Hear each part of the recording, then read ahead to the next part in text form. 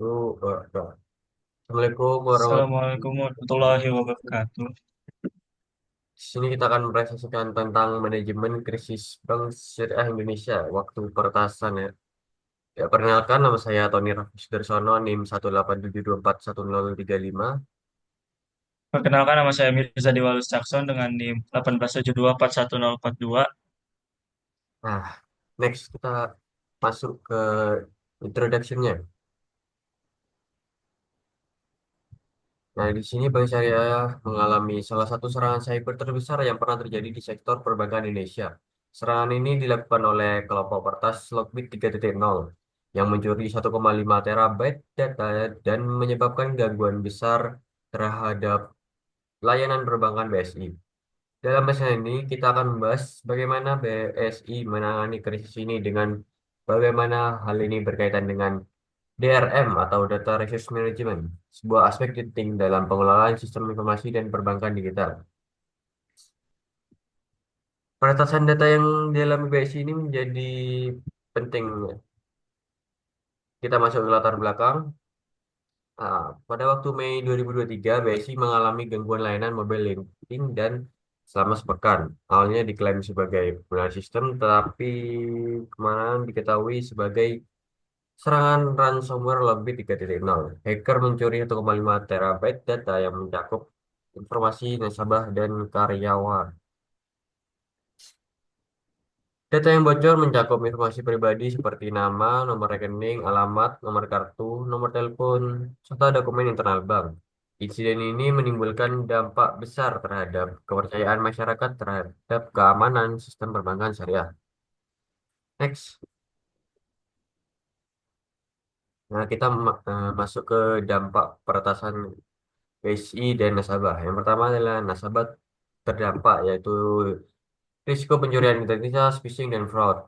Habis personil bank terganggu dan kepercayaan publik menurun. Nah, kebocoran data ini menimbulkan sejumlah dampak serius bagi nasabah maupun operasional BSI. Dari sisi nasabah, data mereka bisa disalahgunakan untuk phishing, scamming, dan pencurian identitas. Sementara itu, dari sisi operasional, peretasan ini menyebabkan gangguan layanan ATM dan mobile banking, sehingga banyak nasabah tidak bisa melakukan transaksi selama beberapa hari.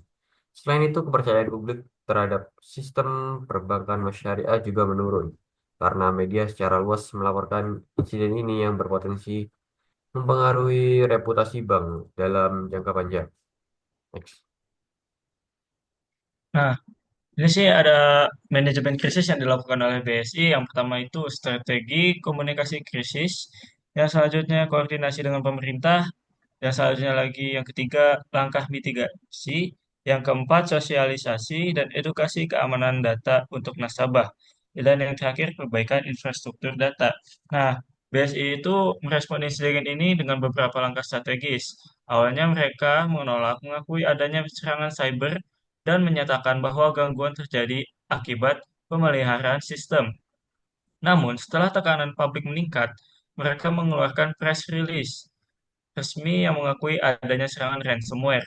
Selain itu, BSI berkoordinasi dengan Badan Cyber dan Sandi Negara atau BSSN, Otoritas Jasa Keuangan atau OJK, dan Bank Indonesia atau BI untuk mengatasi masalah ini.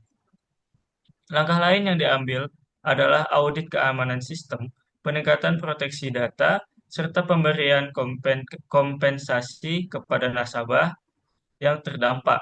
Selain itu, BSI juga mengambil langkah-langkah seperti audit keamanan sistem, peningkatan proteksi data, serta pemberian kompensasi kepada nasabah yang terdampak.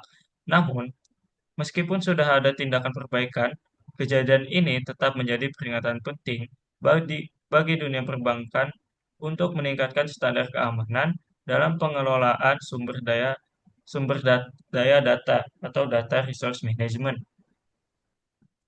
Nah, selanjutnya sistem kelemahan manajemen database ini mencangkup kurangnya sistem deteksi dini terhadap ancaman cyber, serangan ransomware, yaitu serangan ransomware tidak segera terdeteksi karena sistem keamanan tidak memiliki mekanisme pemantauan yang efektif.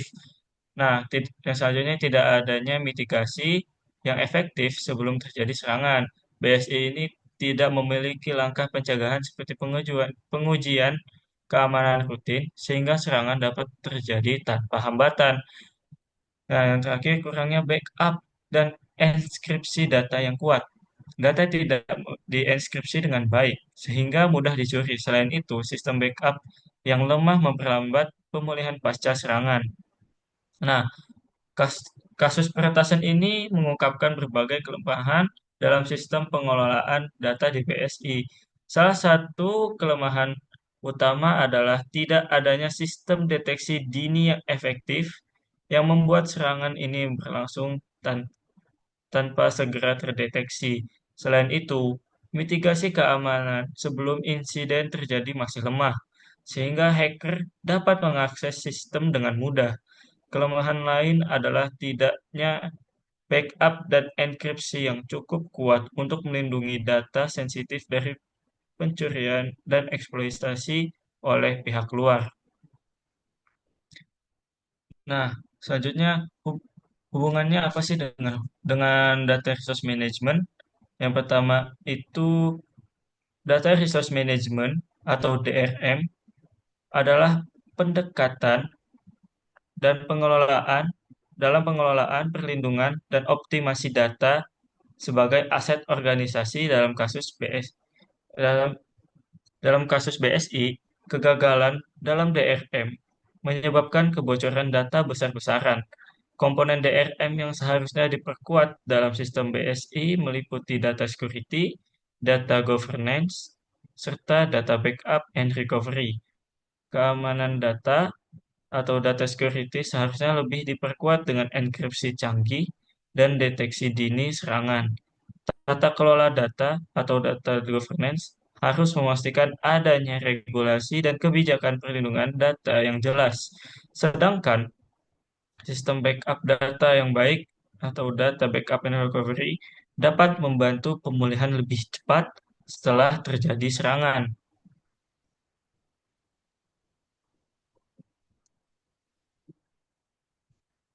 Nah, di sini kita sudah masuk kesimpulan ya. Kesimpulan yang kita dapatkan pertama adalah kasus peretasan ini menunjukkan bahwa manajemen data yang buruk dapat menyebabkan kerugian besar bagi perusahaan.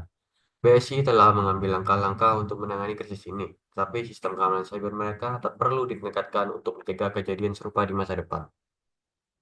Nah, kesimpulan yang kedua, beberapa rekomendasi utama yang bisa diterapkan dalam DRM adalah memperkuat sistem keamanan data dengan firewall dan enkripsi tingkat lanjut, menerapkan strategi backup dan disaster recovery, serta meningkatkan pelatihan keamanan data bagi karyawan.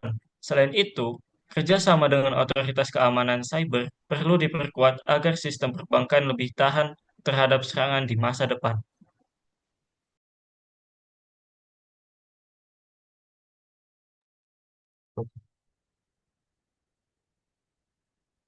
Sekian dari kami. Kurang lebihnya mohon maaf. Terima kasih. Assalamualaikum warahmatullahi wabarakatuh. Assalamualaikum warahmatullahi wabarakatuh.